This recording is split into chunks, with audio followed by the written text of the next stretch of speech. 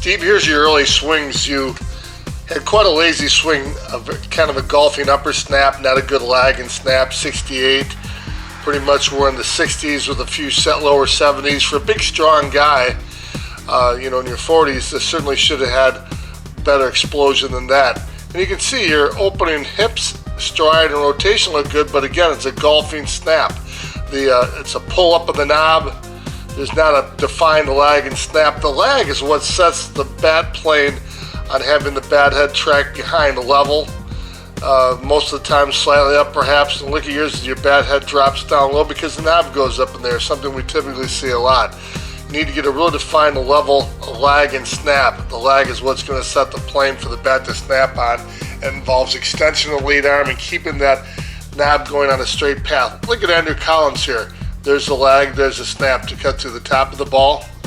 And again, here he cuts to the middle. It's whatever plane you get that knob on, the snap's going to follow. Wherever you have the flashlight or the knob aiming, this bat head's going to snap to properly if you can continue to rotate, extend, and snap your wrists.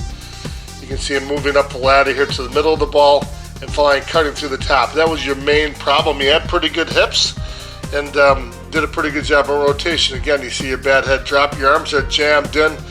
Just no way you're going to be able to be consistent with that style of swing, and it's something that we see very, very common. So we started in a better stance. Get that bat lane a little flatter, cocked behind. See, when you start, your knob is aiming down, and thus it's got to come up. Here we get the hands pulled back in that good connected position with the hands back, the rear elbow down to the side, and lead arm straight. You're just set up for failure with that position here. Now we want you to counter-rotate and get a little bit better glide step ahead. And when you rotate, look at how you're turning down. You want to get that brace leg out so you can rotate and actually have your body angle back. Then you're going to go back against the brace leg. Much better here with the rotational training. See the improvement? There's not that tendency to go down. And the Frisbee throw, again, is always one of our favorite drills for getting a better body angle, a launch angle, if you say. And throwing the bat worked well as well. It's kind of a dangerous drill, but certainly the release and the throw of the bat works well. There's a tendency at the end, though, to see how you buckle forward a little bit. That doesn't work so well. Now, the bat path and snap trainer, your point of contact's too far out, but look at how nice your glide. You're getting a good glide, a good hip rotation, and a good snap. We may need to make that shorter. But on the slide tube itself, look how you want to pull the knob up in the air, see? That's something that's really was tough muscle memory to overcome.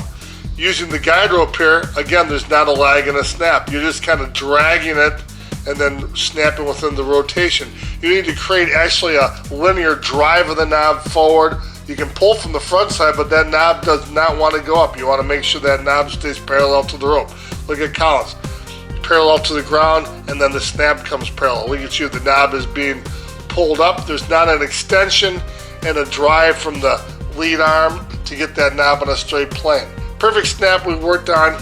Again, now here you're getting a little bit better lag, a little bit better drive of the knob forward and then into the snap, but still it's lacking a little bit. Just takes a while. I think this is a drill to work the best for you. Watch, first time you start, you get extension of the lead arm. The knob doesn't go way up. You develop a linear extension on the lag like Colin does here. Look at how the bicep comes off of the chest. There's an extension there of the lead arm off your chest. That flattens it out, gets it on a more linear path, and then the snap goes through. Very hard to learn and develop muscle memory, but right there, that's a nice job there. The one thing you can see, though, is your upper body dives ahead. See how your left shoulder wants to dive down a little bit, especially at the end. Much flatter, but we need to keep that front brace leg straight, and we need to keep a rotation, but a vast improvement on the snap. Again, here's your early ones. You see the tendency of the upper body to chase down and ahead, and you can see that at the end of these swings here. But overall, just a tremendous improvement. You improved 15 miles an hour on your exit speed for your line drives, and you hit a couple balls 330 where you weren't even close to the fence on the initial swings. Again, keep that lead arm going straight inside the rotation and keep that lag and snap being pulled within rotation. Now look at these final swings here. Absolutely phenomenal. Look at the difference. It's just absolutely amazing. That's why you picked up 15 miles an hour of exit speed and all that extra distance on the home run balls you hit. Watch, there's extension, the knob stays level, and there's a snap earlier in the swing. Short to the ball, they say in baseball, and certainly you can see it there. Short to the ball means it happens quickly, There's that extension off your chest, keeping the knob more parallel to the ground, and then allowing the snap of the left wrist and the top wrist against one another to bring that bat through.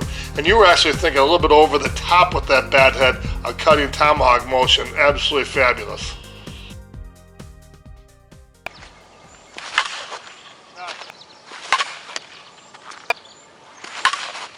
See that?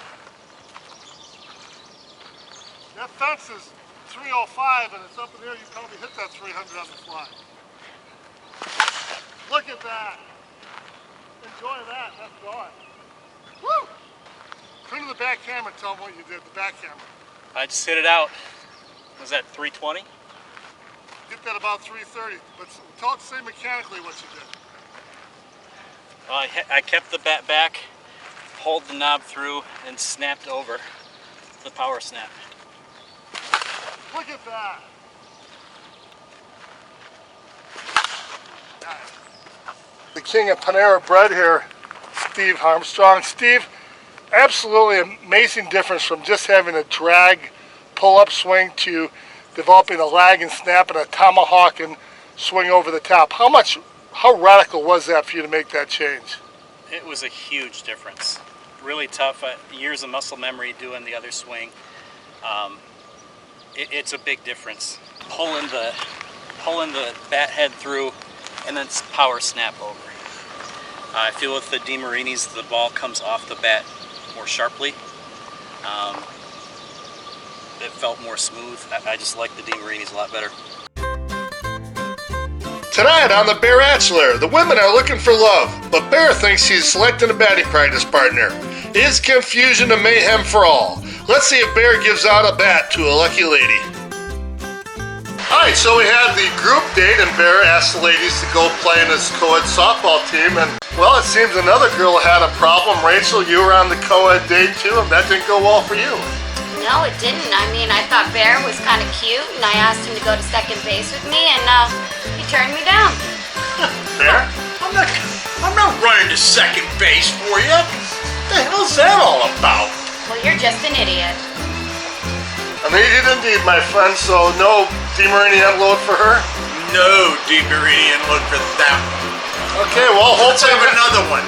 hopefully next week the dates will turn out better, Bear. You're 0 for 6 so far. For 6? Are you serious? So no I've bat been for that me. bad since 216. I'm sorry, no bad for you, Rachel, but thanks for being on the show.